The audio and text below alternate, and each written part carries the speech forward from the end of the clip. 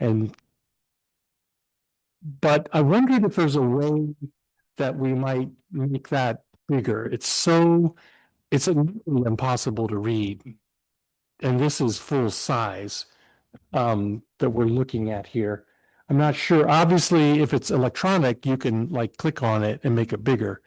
But for people that read this in paper, if it was even on another page, that might be cool.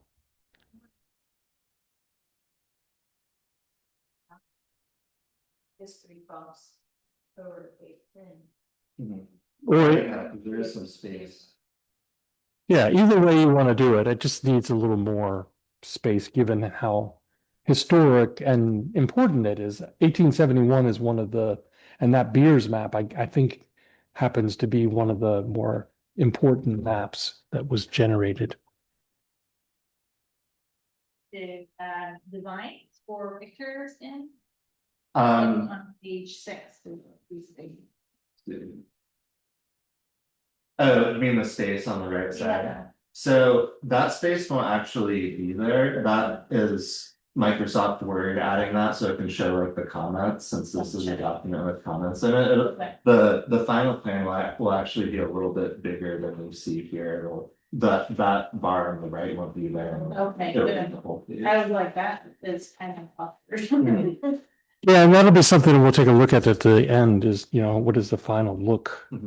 Because you see there's some space on the top and the bottom too, that'll be not there in the final version. The whole thing will be bigger. Yeah, so basically, we just want to go over the wording, making sure the pictures, if you so you might have to reformat this whole thing by the time I will chat, but that's.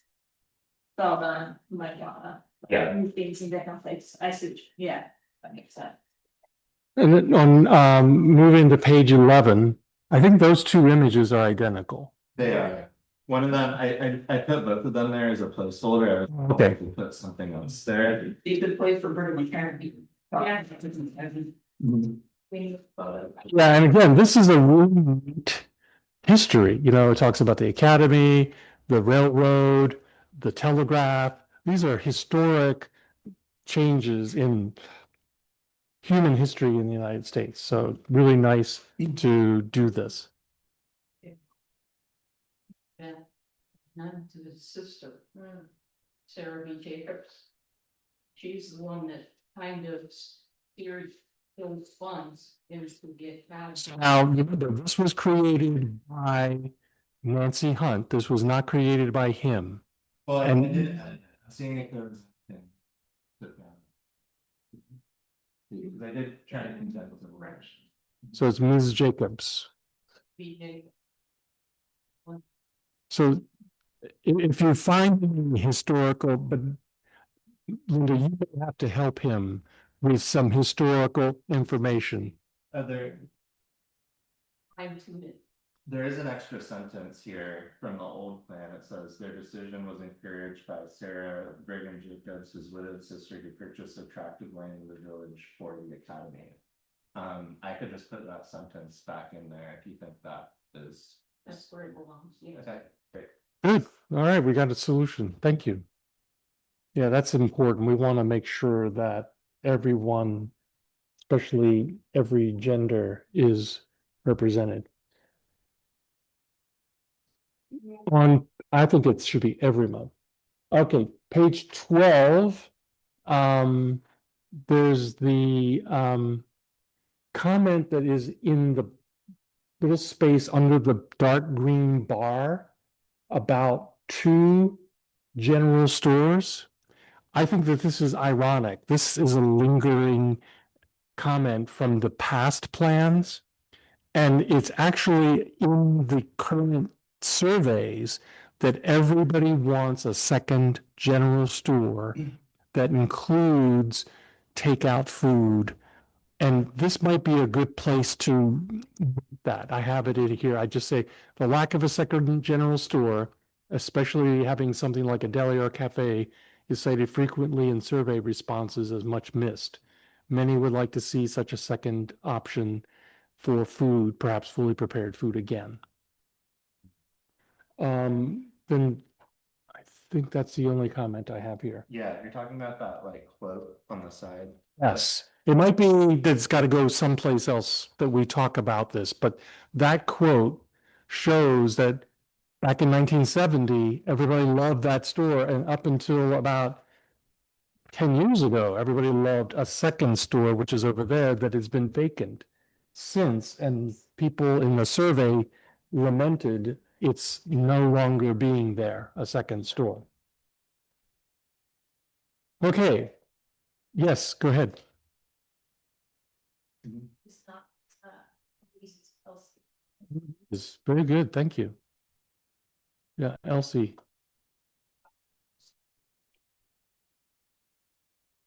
I cannot tell you that. As since 2009, we've done activities on the village green, street dancing, and fireworks. And I know we do fireworks, but there's parades. You change the word street dancing to parade. Street dancing might be a little bit much for Bakersfield.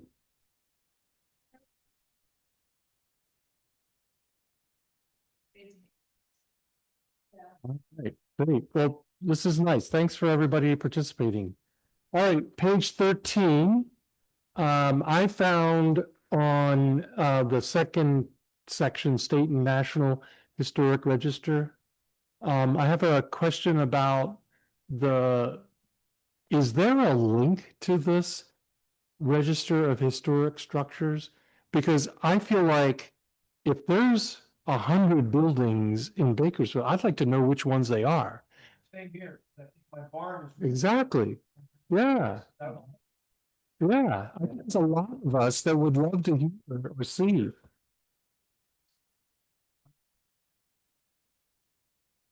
I mean, it's a source of pride. This is what we want to generate with our town plan is pride and action and interest and yeah. Yeah, a lot of town plans have the full list as like an appendix to the town plan, so Good. we could include that. Great, You great, could mention it here, that Right. the list is yeah, available. excellent. All right, all right, yeah, go ahead, Linda. Is open on a regular basis, May to October, or by appointment. It's by appointment. So you have to share where that is. I'm not sure where that is. That's in the first. And it's the members that meet on a monthly basis, not directors. The members meet monthly. Oh, yeah. Yeah, as opposed to the board of directors, okay. And you said it's just open by appointment. Okay. Great, all right. I'm glad you're here tonight, Linda, because you know everything about the Historical Society. No, because you're a member and officer of the Historical Society. All right, moving to page 14. We're almost halfway through. At the first paragraph, it says in 2013, the board of the Bakersfield. I don't know how far we can go with this, but there is currently an effort to now make that into senior housing because the town has a letter of intent, I don't know what you would want to call it, with a firm. Because I would love to see progress here. Because this statement about 2013, that was 13 years ago. So I'd like to, if it's possible, to describe the fact that there's a potential development of the space into senior housing. And then yeah, I didn't know what it's called, but it's a purchase and sales option or, so they're looking for financing, I think is what it is. Under the Hearst House, I put, there's a question, is it still pending? That Linda McCall can answer that question. State. They said that the application was put in, but it wasn't complete. Said somebody that was gonna complete it, but when he wrote his report up, he just copied what they already put down, and it didn't have, changes that had been made. So we're gonna have to start all over. Putting an application in to get it onto the registry, because we've since done a restoration project there. So it's historically correct, but we follow the guidelines of an architect to raise it up, get it out of the dirt, all new sills. And floor joists that had rotted out, building is structurally sound. So it's been renovated, but it's not currently And Yeah, that'd be great. great. Okay. All right. So moving on, if there's no other, I went to page 15.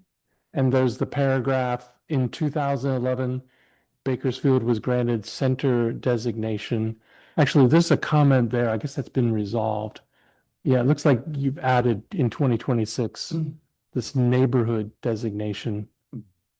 Yeah, so that's the new system, under Act 20, where you get a neighborhood designation to, surrounding the Okay. village.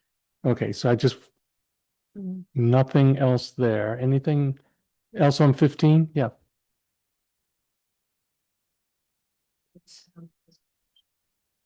in talking about, the beach trails. Redid the road through here and the water. That is the one that, talking about putting sidewalks on the south end of Main Street. And discussion came up, well, that's not part of the village, so they weren't sure if they wanted to do that. But for the safety of the people that live down there. And there was only 5 that responded, yes, if they wanted sidewalks at that end, but those are the 5 families that you see walking in a road with. Mhm. You know, But it's me every day. strollers. It's me every day. Yeah, if you're walking in the road, especially in the winter time. So I guess is your point that we should add somewhere in this plan that there be some reconsideration of extending sidewalks to the south side of the 4 corners? Yeah. I think it was. So this is the plan. Mhm. Well, So that might not go here necessarily, but maybe it does. But somewhere we want to make sure that we capture that they put sidewalks north of the 4 corners, as we call it, but they didn't do it south for a variety of reasons. Yeah, in your land use chapter, we'll have. no, I think this is it.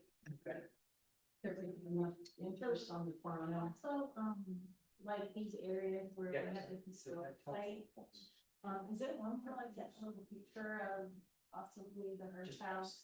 Yeah, definitely. I think there's one in like the history section, but it would be good to have one here. Maybe I can work the good one. The more pictures, the better. I think, Yeah, the pictures of. any page that doesn't have a picture might be one to say, can I get a picture that works? Mhm. Go ahead.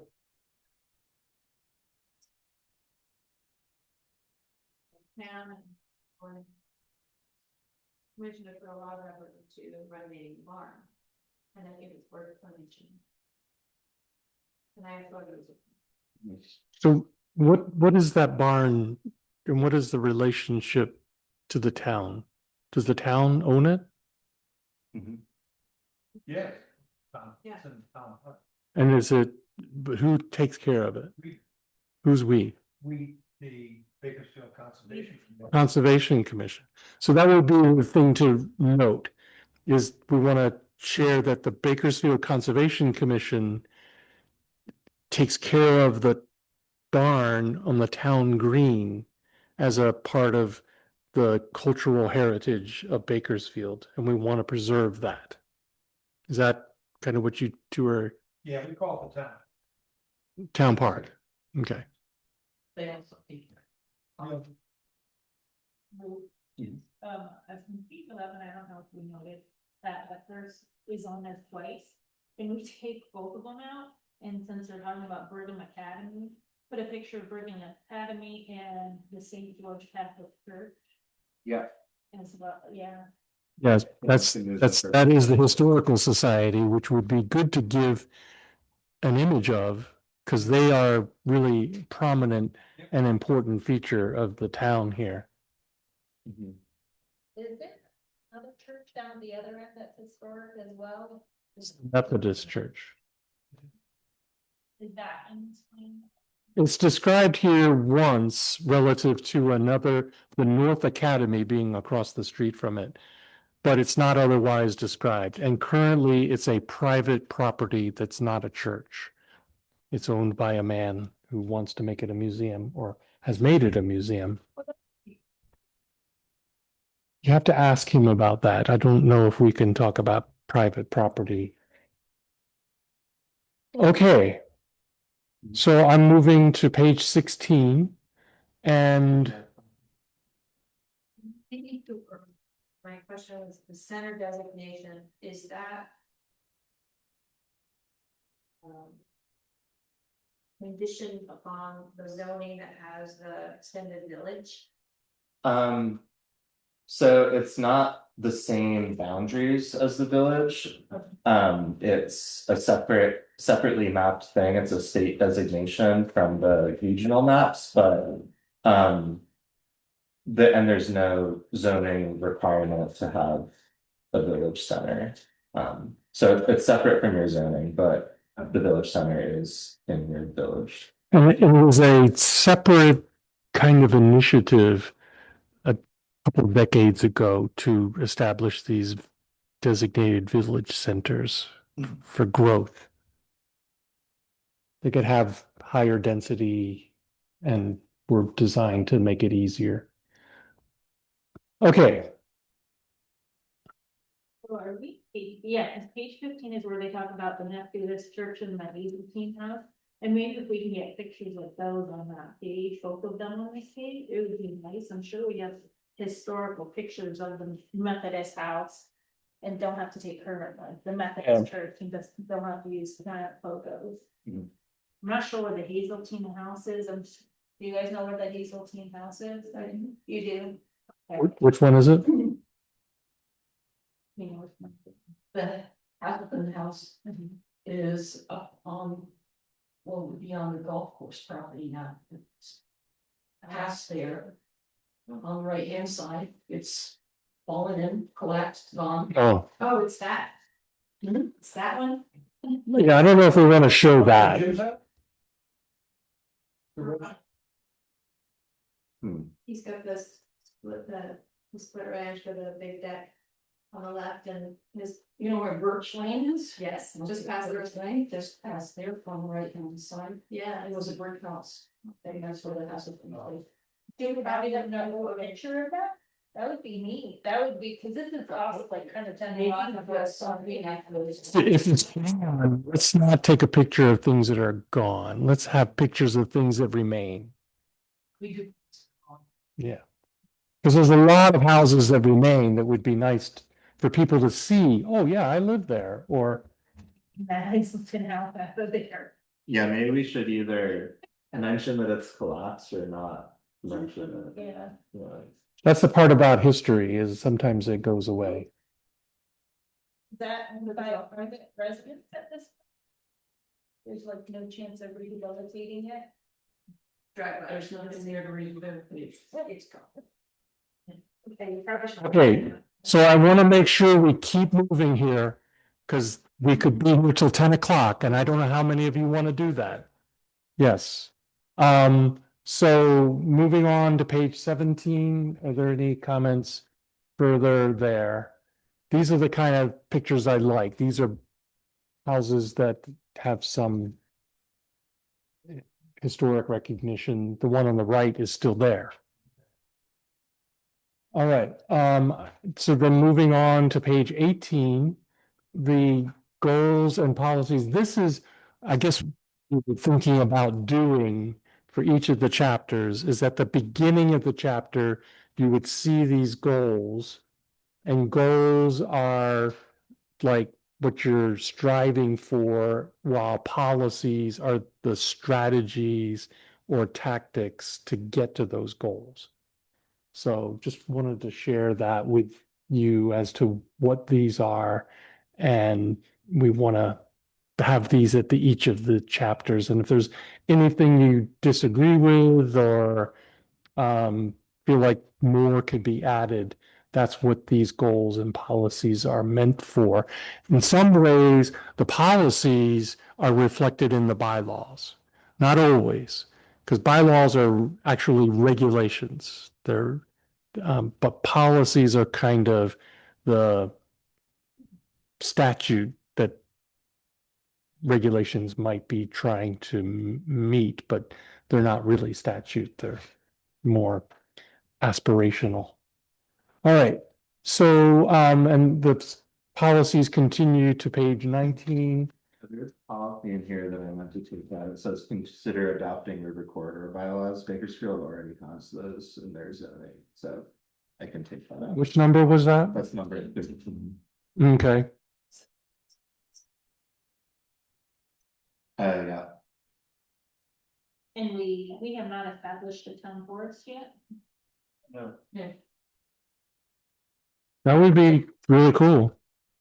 And that's the part of the reason that we want to have people involved in this is that the planning commission kind of puts this together with input from people, but it doesn't get acted on without other people like the Conservation Commission, the Historical Society, whomever it might be, actually doing some things. Like, who could actually get us a town forest? I think it would be great.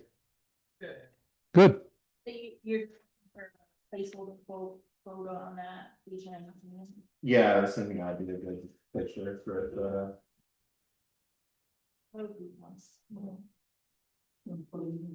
Right. And I have a question about that when we'll get to it, that how we might specifically do that. But I think that comment that is there on page 19 in the middle, in the 2025 town plan survey, over 70% of residents supported protecting and preserving farms, forests, natural areas, and scenic resources as the most important planning goals. If we don't have bylaws and policies and objectives, goals that continually support that, we could have people come in and buy a mountaintop and cut all the trees off of it and leave it bare because we don't have rules, policies, or goals that actually I would not ever put any credibility on anybody but us to stop anything. I don't trust anybody, to be honest. My level of trust in higher powers is reducing more and more every day. That if you don't do it yourself, you can't trust anybody else to do it for you. They did want cell service, so they're there. Is that about environment and resilience, though? That'll come later in another chapter. Well, resilience is that the land is preserved, that the groundwater is preserved, that the aquifers and rare species and forests, et cetera, natural resources are preserved. Yeah, that'll definitely be in the town, the public services chapters or time, I think. We talked about the utilities and. Well, what I specifically was gonna mention in there was just putting there that we'll do our best to preserve the environment by when we implement self-powered, but. Yeah, that's a good point. Yeah, And that could be in the same page 19, it says, through proper planning and management, Bakersfield can work to protect and conserve valuable natural resources during the development of services like internet and energy and communications. Yeah. Yeah. And you don't see the cell tower in Sheldon until you're right there. And the Yeah. same thing on outside Venusburg, they almost have to be right there. Yeah. Yeah, we want to continue to do that, you know, we don't, Isn't it? yeah, exactly. We want to kind of hide it. Yeah, tuck it, that's a good word. Yeah, go ahead, Sam. Mm-hmm. Yeah, that's another good point. Yeah. Yep, yep. Yep. All right, good conversation. So moving to page 20. I had a general comment here, and that is that it might be useful for us. We don't really note this in here. Maybe it's because it wasn't as important as it is today, but sugaring is a very important economic force in Bakersfield. And while elevations and slope aren't good for agriculture, they are good for sugaring. And that would be important to recognize here, because if you look at that map, how much red and amber there is there, we've got a lot of steep slopes, and we want to protect those because they could be good for sugaring. Yeah.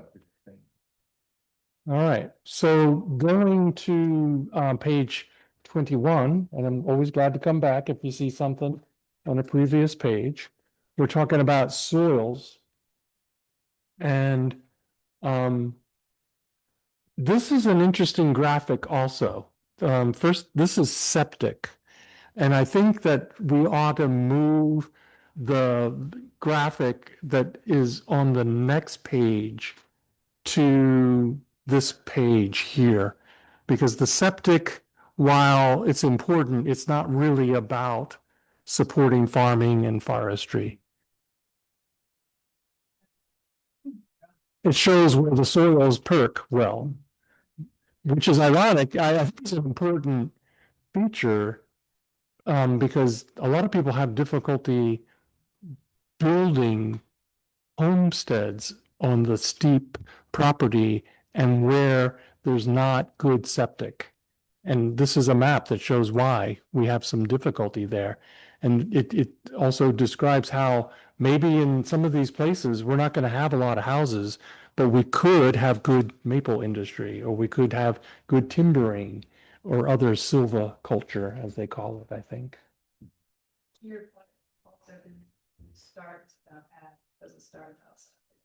Yeah, yeah, I think it'd be good to switch those. All right. So going to the next page, this is I think a very important area of planning, and that is resource extraction.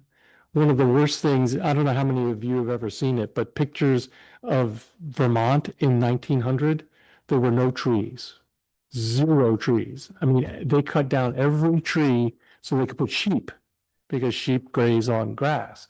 And of course, that made it really difficult for a lot of other economic activity. So we need to control resource extraction. And so I really appreciate the paragraph at the bottom, improper or excessive. This ought to be reflected in our policies and goals. I think, I'm not sure if it is as adequately included in our policies and goals for this chapter. This trying to prevent excessive resource extraction. My mind, word is for resources. Mm. Sanitation. Mm. Everybody, I mean, we're all downstream of something. Yeah. I almost think that's worse than the risk of somebody hollowing out a mountain and collapse. Yeah, and thankfully we have pretty good regional and state policies to help us prevent that, because most of those are going to be pretty large, probably Act 250 projects. But a lot of Act 250 is changing to become town decision-making, not state decision-making.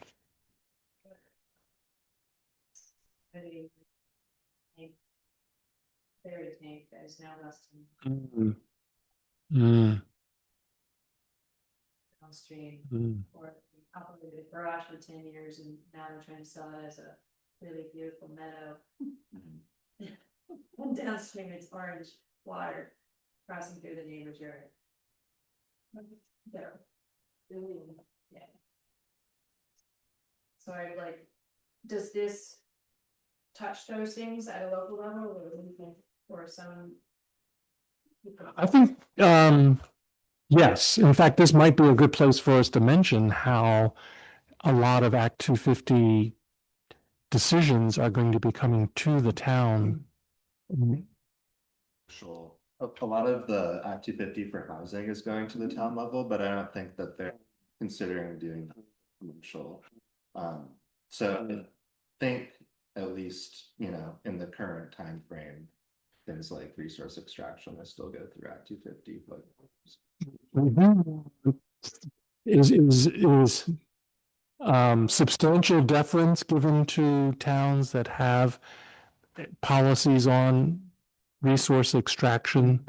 yeah, in the Act 250 proceeding, I think it has to be compatible with your town plan when it goes through regional review. Right. So that might be something to reinforce in that section on resource extraction is that, I think now it says. you do have that on page 23, is that we want those to be shall.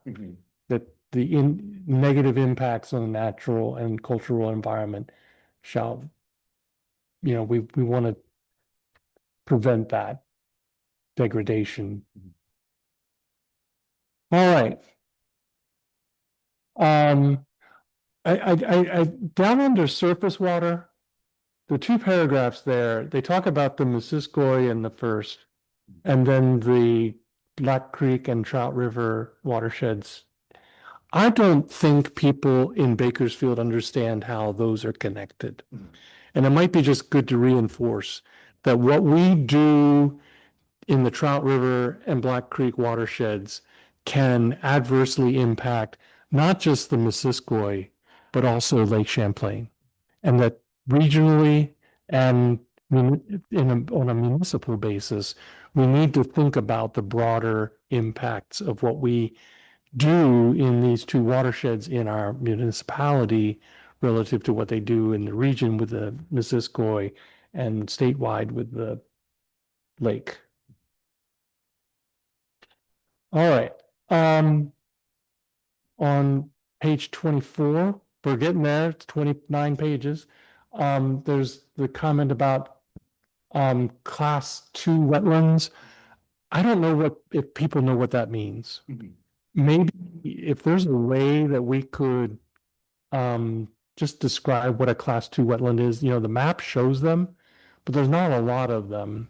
And maybe it's useful to understand, what's a class 1, class 3, but what's special about class 2s? And so maybe that could be described there briefly.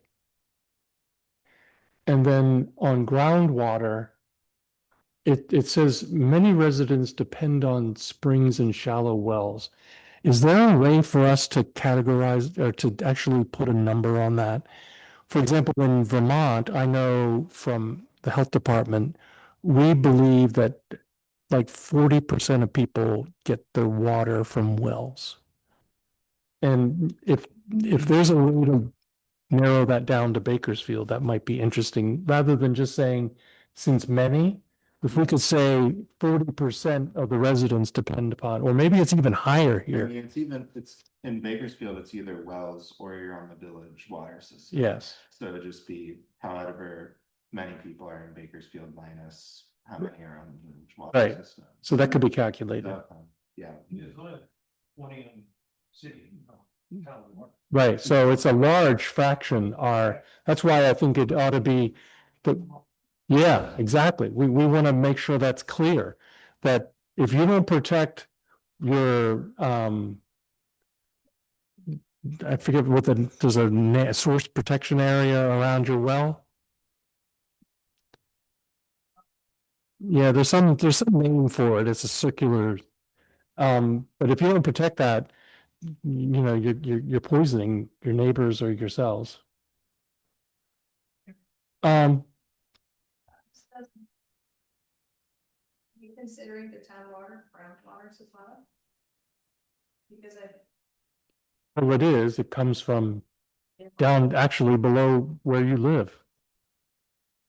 You better not be. Yeah. cleaning it up Better keep this. I've been making. off your lawn. Oh, you're there too. Yes, yes. You're not the end of it, but yeah. Yeah, it used to be part of the property that, It's been what, by nitrogen? I mean, that's a good point, is that our whole community water supply is from that protected watershed area. No fertilizing your lawns. Yeah. So- It says to where this says is 0 to 5 feet where there is unconfined groundwater added to the surface for part of your failed systems, because most of the people on East Bakersfield Road have really deep wells. Now, I was wondering, is there a map that shows where unconfined groundwater at or near the surface for part of the year is? I'm not sure, I can look for that, this was something that was in your old plan Yeah. that I left, but yeah, it would be. I mean, it's an interesting factor because with flooding happening so much more these days, it can affect people's drinking water. Yeah, and I guess the idea is like people may have deep wells, but since in these areas, this is where the groundwater is already close to the surface, so things on the surface can get into that. and- Yeah. Shallow springs, natural springs. This is the tough area to really get decent water supply for a lot of people in Bakersfield. Like there, I have my well's 1,000 feet deep. I have Wow. another one that's 6 Holy feet cow. deep. Jeez. Bakersfield. So I work with, Kingsfield, or Kings Road is too, so I think it's important to note that the Bakersfield's kind of like a tough, it's hit and miss. You either open it up and it floods the town, or you're digging yourself to. Well, besides air, there's nothing more valuable to humans than water. East Bakersfield Road, that helps so many people, but.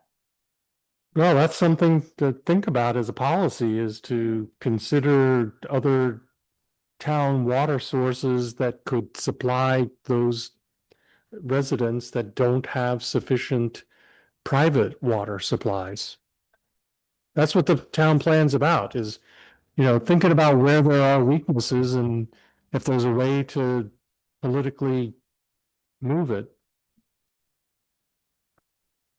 That don't get any water from their wells anymore, and they have to truck them in. They have to have somebody truck them in, and you're talking, their driveways are like that. So they don't get somebody in for some time, so it's. All right, moving on. We're getting there. Yeah, go ahead.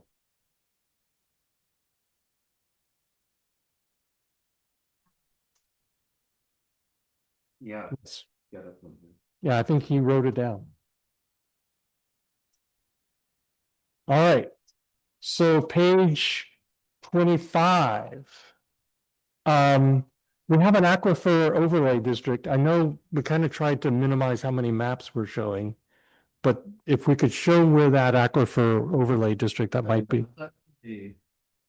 It's shown on the map on page 24 where it says source protection area. Okay, That is the same as the source protection. so they might just maybe put parentheses that is the same as the aquifer overlay district, because that's mentioned in the paragraph below. And that same paragraph above wildlife resources, there's a statement, commercial extraction of water is discouraged townwide to protect the quantity of water available to aquifers. I just asked the question, would that stand up in court? Sure, we could change that into some sort of a shall statement. The old plan had a statement on that, so I assume that that was like the concern at one point. It's actually a company that came here once and wanted to put in. No, they wanted to do a Poland Springs here. And not exactly Poland Springs, but something similar, which could mean that people that had plentiful water at one time might not afterward.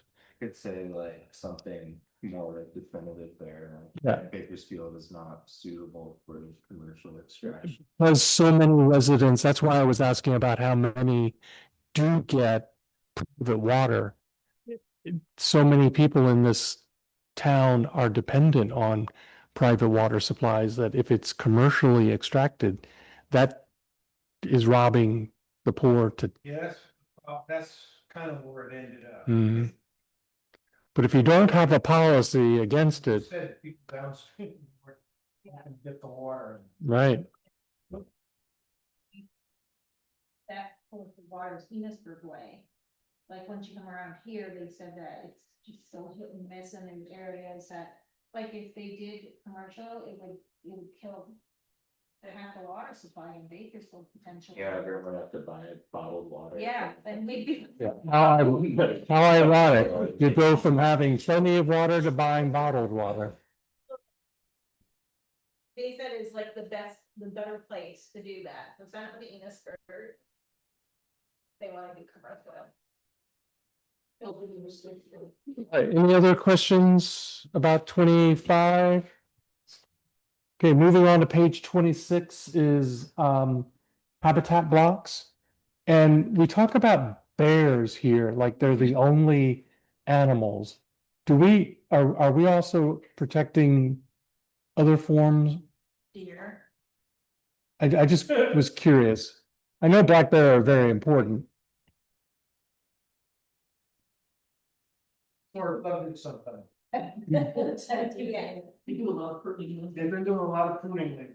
I'm not sure, maybe people would like to know what habitat blocks are really trying to protect, and they're often places where all kinds of animals can take shelter. Yeah, the thing about bears was in your old plan. There's also, there's kind of a list on the previous page. That says bear, deer, moose, and small mammals. Yeah. All the different species. Oh, of okay. birds too. I'm sorry, I missed that.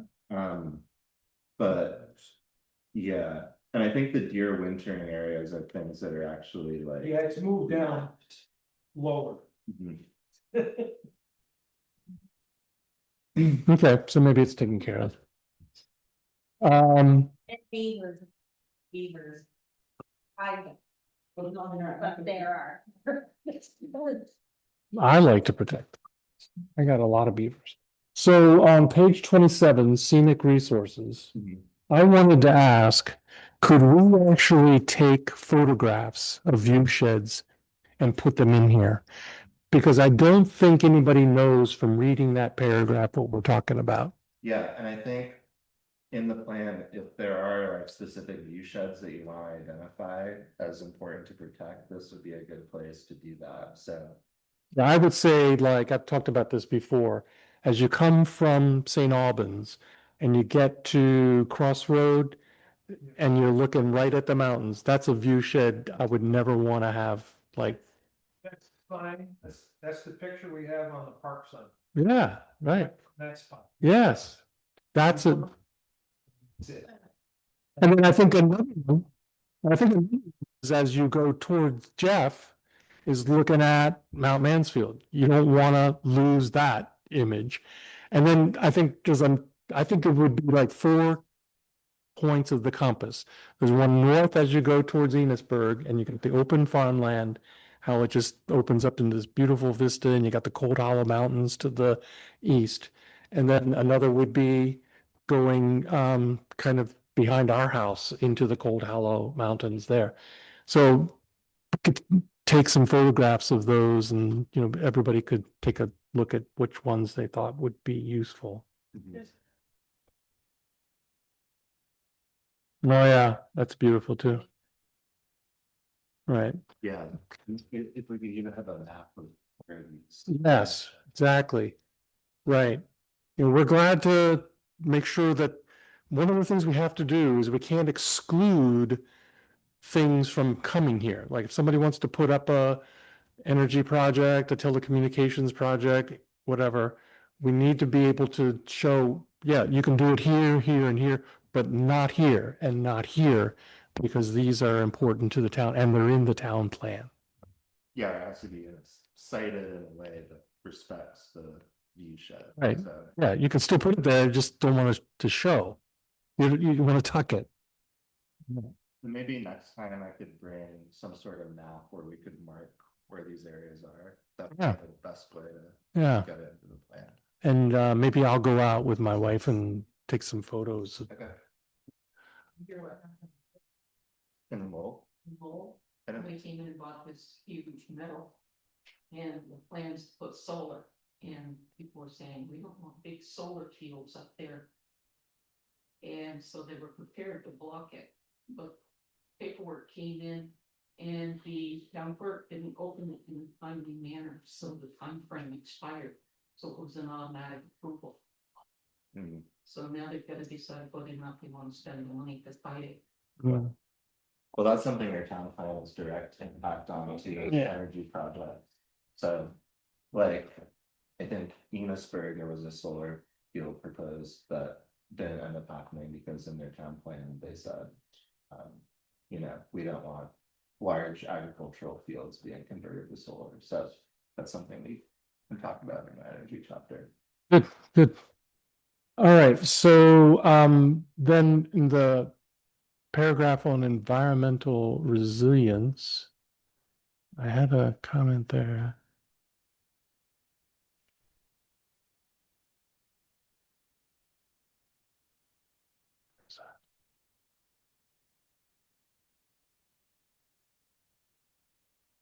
This where we put something that indicates our interest in getting reasonably sited cell tower covered, cover our butts in the event of. Yeah, the problem I heard is that if you make it so restrictive. And more expensive for the company to make them cheap looking, they're just gonna. We don't care about them in this little town. So there has to be some kind of a balance, in my opinion, at some point, if we're scaring people away. By saying, we don't want that ugly tower there, even AT&T and T-Mobile and those guys really care, they're at this point. At this point, it's for us to get it out here. They don't care about picking anybody up because most, everybody works, out of town and has Wi-Fi connection at their home. And so it's not in their advantage to really come and build out your anymore. So you have to make it as easy and you kind of have to sweet as them. Right, you gotta get them to the table, but my thought is, to the point is. In hazard mitigation, I mean, we have it obviously because we need it anyway, but in particular, in an emergency or some disaster. We need all of our people to know what to do, whether they shelter in place or they get to the school building.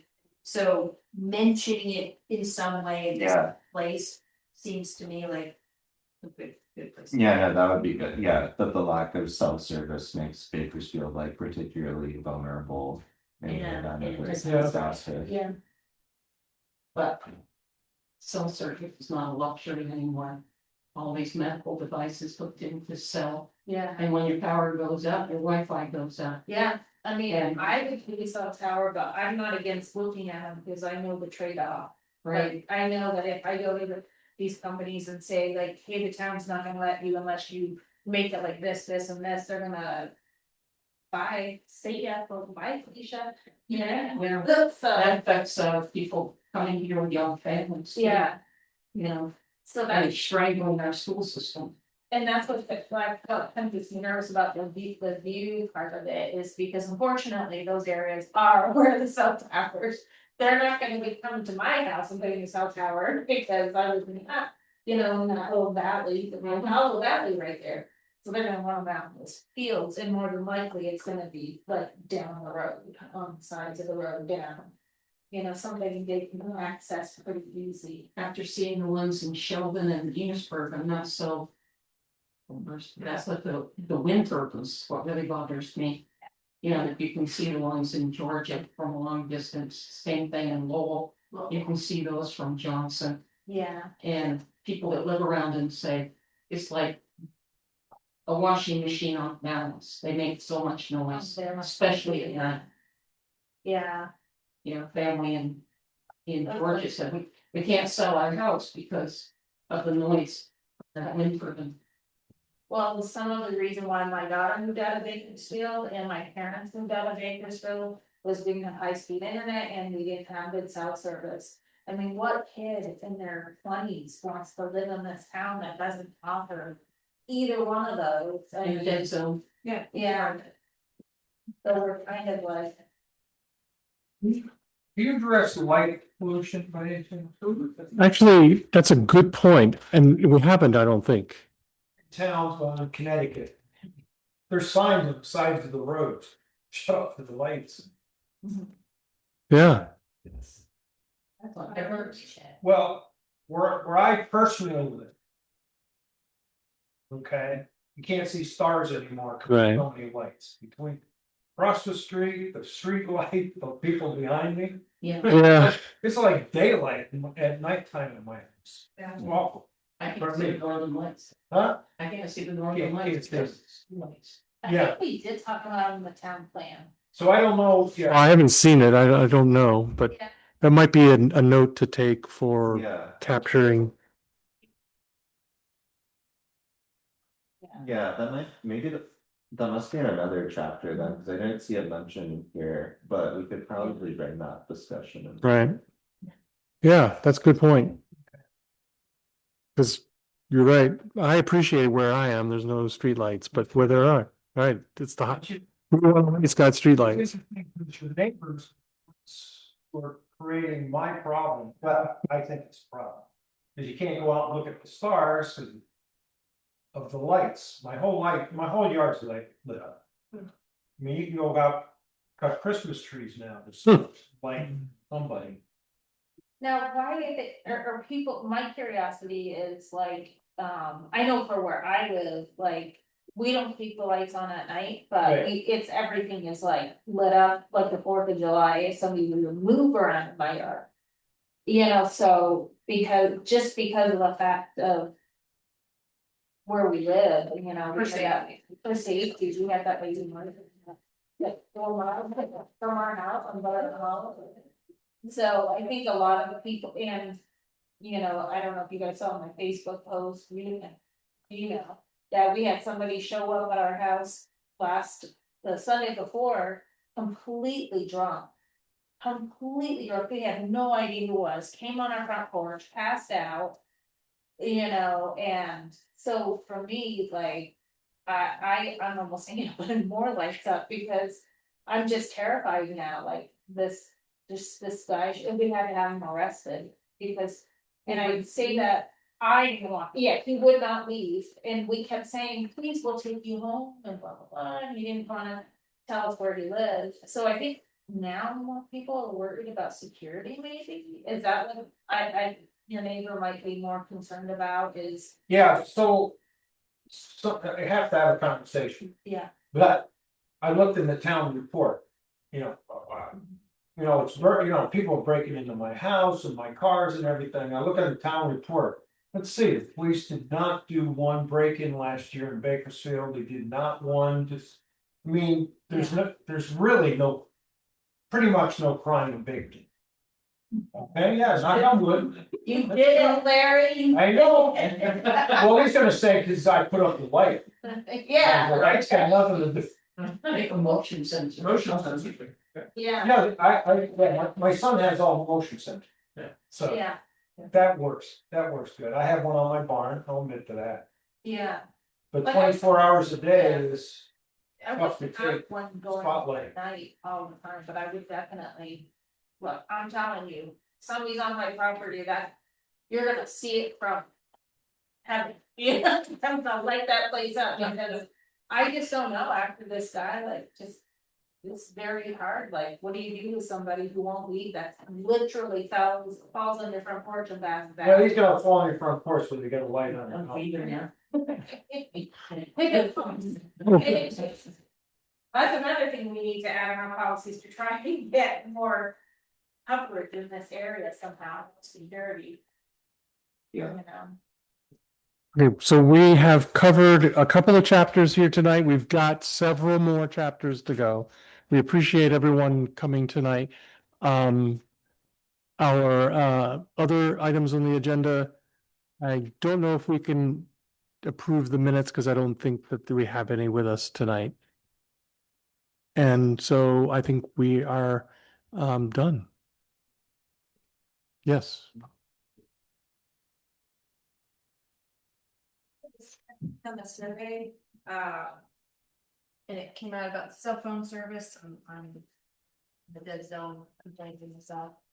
I looked into it, and the bottom line is the FCC has expedited aggressively removing regulations for copper line landlines to go away forever.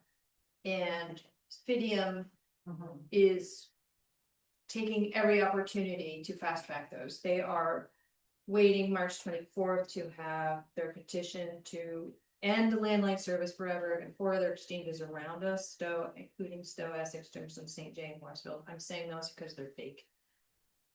We are already built out. Bakersfield is part of the Franklin County Exchange.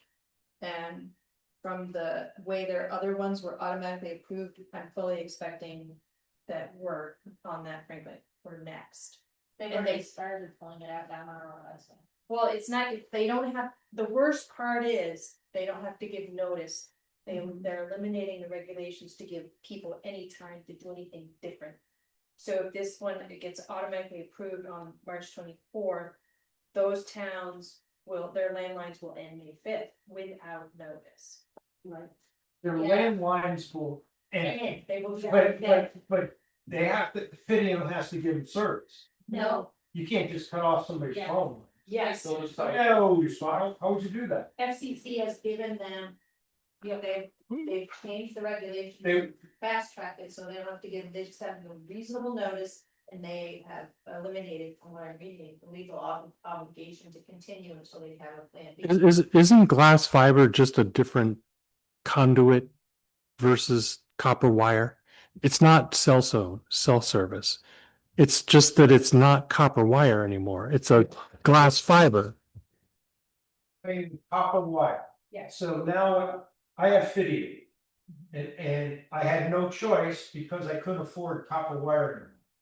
So the answer is, you're gonna hook up to me Fidium at $64, or you're gonna pay $264 if you refuse to do that. That was my choice a year and a half ago. What would the $264 one option give you?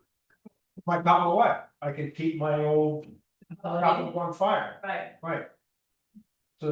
So in my case, it was financial, Right, well, those Yeah. regulations. but I have no problem with it. My Fidium was fine. Yeah, I mean, it's cheaper, first of all, it was cheaper even from the old system. And I have I have high-speed internet and I have phone. That's $100 cheaper than the old rate, Right. but it was gonna go up another $100 if I didn't go with it. the only problem with Wi-Fi phone is if there's no power. You can't make a phone call. That's correct. So you have. That's the difference between, yeah, right, your fiber When and, power goes out and your phone gets delayed, your calls get delayed, power went out, and I lost. Think, like, you would call me and I didn't get messages until Right. the next day. Or Right. somebody's on top of the mountain sugaring. And the 4-wheeler flips on them, the Wi-Fi is not going out far enough. No copper wire out there either. The point is, this is about copper wire. That a lot of us are saying, well, somebody's gonna have a landline, so like if I get hit by a turkey on Route 36. Somebody will come by and then they go back to their house and use their landline and call you, emergency services when I can get, but meanwhile, there's that delay, copper wires going away. We're gonna have to somebody go back to their Wi-Fi. Yeah. And then we don't, and we know it doesn't work during the emergency. I mean, sorry, during the power outage. Yeah. Again, another reason to. Does Matt all have cell towers going in? Do you know anything about that? He's putting a permit in for a lower cell tower, Oh, lower the one? and I don't know what the reach is gonna be of that. If it's gonna take in Bakersfield. Yeah, so if we went up a little higher, you could tell them this, then now we have to put another. Yeah, neighbors that didn't want him to go the high. Just they asked, the Yeah, but- state is asking. But what they were initially asking for is not cell phone service. It wasn't, No, it's not cell phone service. what was it? That's the thing, everybody thinks it is. That's why the neighbor, It's- you know, the neighbor, lives in Connecticut, in front of mine. Owns the house across where it's gonna go across the street. Yeah. And that's what he said, he said, people think it's cell phone, it's not, it's radio, or But- some other service, it's not cell phone. Microwave? Yeah, it's not. cell No, it's emergency communications from St. Albans. you No, I've heard the hearing on, last year.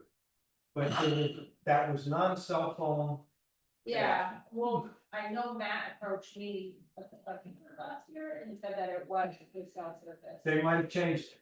And So- they've added to it because nobody wanted it, why, Yeah, what are you gonna go through that effort and not get cell phone on? I think they were worried that cell towers produce microwave waves, but the problem is now that you've lowered the statute, those waves go like this.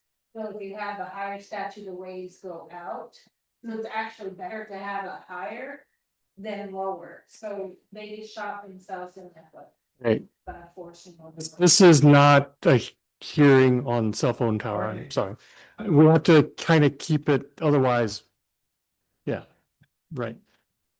But, thank you for this. This is public comment. I don't know whether we have any, way that we can, specifically act on it. Are you sharing this with the select board? Because that would be a good place to make sure that they have some awareness of this. I think they do. But at the same time, I'm not sure if we can create aspects in a town plan that says we want to preserve something that maybe is like we want to preserve horse and buggies. I know, but the point is that technology advances, things move on. And it does sound like an unfair business practice. It's either $64 to get the Fidium, which gives you calling in your home, doesn't work up on the mountain, doesn't work in your driveway, it only works in your home. Or you could pay $264 to have the copper wire. That's business. Businesses make these decisions. They don't want to support old technologies. And so I don't know if we can put language in our plan that says we want to preserve certain technologies because there are people that rely on them. Because I do understand there's a lot of older people that do not use cell phones. They like their landlines. But again, it's kind of like the horse and buggy. People don't ride horses and buggies anymore. Yeah. I wasn't promoting keeping lands, I was just saying, oh crap. That's going away, we need to move ahead more deliberately, because this is going away and it's going away fast. March when? March 24th, they're gonna vote on those towns. And that's the second time it's happened where it was automatically approved. Those towns would go away May 5th, so they're giving people 40 days to make other. There's an agency in this state that deals with these issues, and it's the Telecommunications department or division of the Public Service Department. It is not in the jurisdiction of the Planning Commission or probably even the Select Board, but we do have, you know, policy planning where we try to make sure that we are able to provide the infrastructure and the policy that help people live with these changes. So if you can come up with some language that would be good for the plan that says recognizing, for example, recognizing that telecommunications is advancing rapidly to the point where it may make those who are relying only on landline telephones at risk. We should work harder to ensure that every resident has multiple options for replacements to their landlines.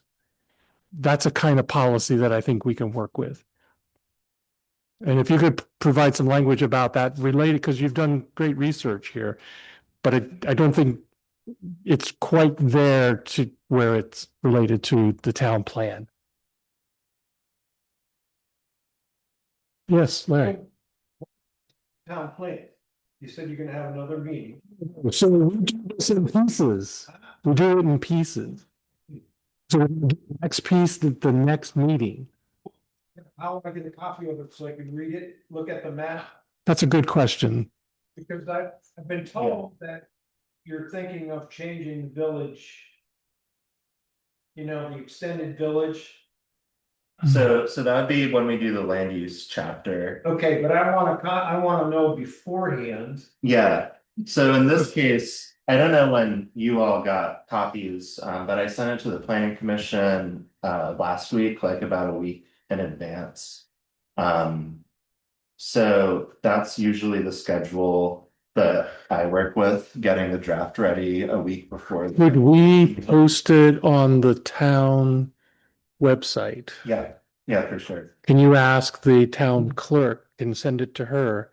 Say that we've heard from members of the community that they would like to see the working document that will be used to draft chapters of the town plan. And they don't have sufficient time to really prepare when they only get a chance to read it when they come to the meeting. Yeah, I assume that this was just like word of mouth, getting the plan draft this time, but This is how we work, we don't get to see it till late too, but we'll try to make sure that it's posted there for those of you that are interested in reading beforehand. It's 3 o'clock in the afternoon when I read it. oh, today. Huh?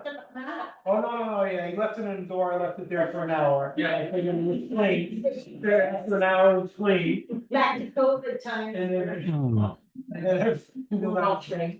So I did read it this afternoon. Yeah, and we appreciate the work that you. But a couple days beforehand. Yeah, and I send it to the planning commission a week Okay. beforehand, so if we make sure that those are all posted and everyone knows about that, then there won't be that delay. Yeah. And everyone will get it before. Sending to Tamara Brennan is a good way to do it. She's kind of the one who posts stuff to the town webpage. Okay. Wow. I don't know what we didn't do in this room, but I know we didn't turn the heat on. My computer is literally 55 degrees temperature. And well, thank you all. So have a motion to adjourn? Okay, all in favor, say aye. Aye.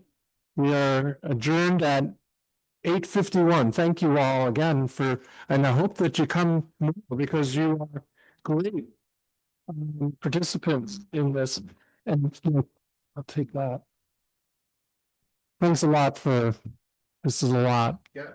We're demanding. Well, it's good before. Yeah.